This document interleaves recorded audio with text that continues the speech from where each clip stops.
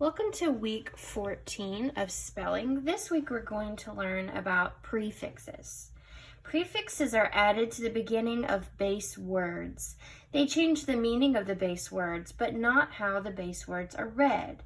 For example, this base word test is read the same way when the prefix pre is added to it. Pre-test. So then that prefix means before. So if you add pre to test, it means before the test or before test. The prefixes dis and non both mean not. So dis and non are prefixes that mean not. In can mean in, on, or not, and im can mean into or not. So let's look at some combined words over here in the green, and we're going to identify the base words, and I'll highlight that in red, and then the prefixes, which we will underline in blue. So our first word here is impolite. So grabbing my red, I'm going to underline the base word, polite. So polite means kind, well-mannered. Then it has the prefix of im. So I'm going to underline im or im. Remember that this prefix im can mean into or not. So do you think that impolite means into polite or not polite? What do you think? In this case, impolite means not polite. So impolite, not polite. Okay, let's look at the next one, preheat. So I'm going to underline in red my base word heat. And then my prefix is pre, which means before. So then in this case, preheat means before heating or to heat before. So I'm going to give that meaning over to the side. The next one came off a little bit, but our next word is dishonest. So I'm going to underline my base word honest, and then I'm going to underline in blue my prefix dis. Do you remember what the prefix dis means? The prefix dis means not, as well as the prefix non. Both of those can mean not. So dishonest would then mean not honest, dishonest. The next word here is nonsense. So my base word is sense, I'm underlining in red, and my prefix is non. And we learned that the prefix non means not. So nonsense means not sense, or it doesn't make sense.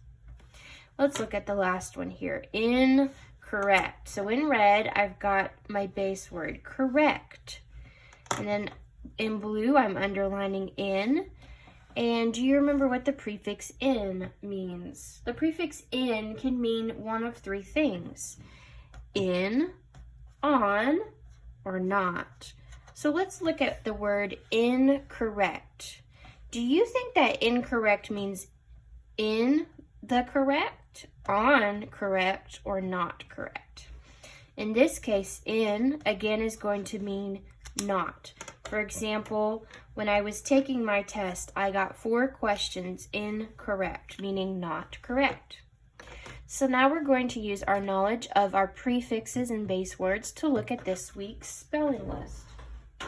So I'm going to grab my highlighter, and I'm going to highlight the prefixes, and then we're going to use what we just learned about prefixes. So let me try to put this over to the side to help us determine the meaning of the words, okay? But first, let's grab our highlighter, okay? So our first word is prepay. Prepay, my base word is pre, and then the part I'm not highlighting my prefix is pre, and my base word is pay. So let me try to stay consistent here. I got my lids all messed up. Pay. There we go. Prepay. Okay? Non-stop. I'm going to first underline my base word, and then I'm going to highlight non. Non is the prefix. Disagree. I'm going to highlight dis as the prefix and underline agree as the base word. Number 4 is nonfiction. I'm going to highlight the word non, or the prefix non, and underline the base word fiction. Number 5, pre-approve. Highlighting the prefix pre and underlining base word approve. Number 6, indirect. Indirect, so I'm highlighting in, underlining base word direct. Number 7, incorrect. Highlighting prefix in, underlining base word correct. Imperfect, number 8. Highlighting prefix im, underlining base word perfect. Number 9, impolite. Highlighting prefix im, underlining base word polite. And the last one, insecure, number 10. Highlighting prefix in, underlining base word secure. Hopefully you can still see this relatively clearly, even though it has marks on it. Okay, so now what we're going to do is I'm going to use green again because that's what we've been doing for our combined words. So I'm going to grab my green and we're going to determine the meaning of the prefixes and also the meaning of the words. So that way we can kill 2 birds with 1 stone. We'll do the meaning of prefixes and the meaning of the words. All right? So I'm going to bring this over that we used earlier as a reference. So just as a reminder, pre means before. Dis or non can mean not. In can mean in, on, or not. Im can mean into or not. Oh, I have it down here. Into or not. All right, so let's take a look again at our spelling list. Prepay. Prepay. So we just learned that pre means before. So this is before. Maybe I should use my highlighter. So then prepay would mean to pay before. So pay before. Prepay. Right? Okay, our next one. Non-stop. The prefix non means not. So non-stop could then mean to not stop or something that doesn't stop. Okay, disagree. Dis can mean, the prefix dis means not.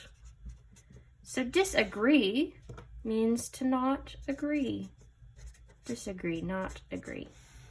Number 4 is non-fiction. Again, the prefix non means not.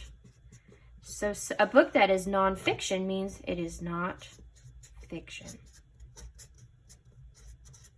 Number 5, pre-approve. Pre means before. So again, this one would be before approve or to approve before. So for example, you could pre-approve a credit card. That means that someone approves it before you get it. So that would be to approve before, pre-approve. Okay, number 6, indirect. The prefix in can mean one of 3 things, in, on, or not. So let's take a look. An indirect, do we think it means in the direct, on direct, or not direct? In this case, I believe it's going to be not direct. If someone is indirect, that means that they're not being direct with you. So not direct. What about incorrect? Again, in can mean in, on, or not. So would incorrect, I think we used this previously, would that be in the correct, on correct, or not correct? And again, this one is going to also mean not correct.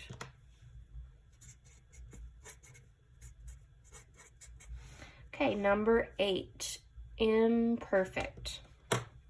Im can mean into or not. So either it's not perfect or into perfect. If something is imperfect, for example, it may have cracks in it. So then it would be not perfect. So this prefix also means not perfect. What about impolite? So the prefix im can mean into or not. So Is it into polite or not polite? When someone is being impolite, they are not being polite. So not polite.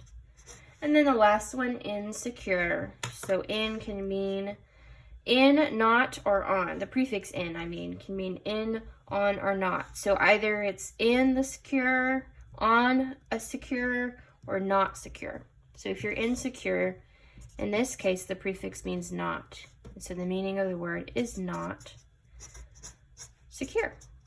All right, so that's a little bit on prefixes and base words, and you're going to get to practice these a little bit on your own tomorrow.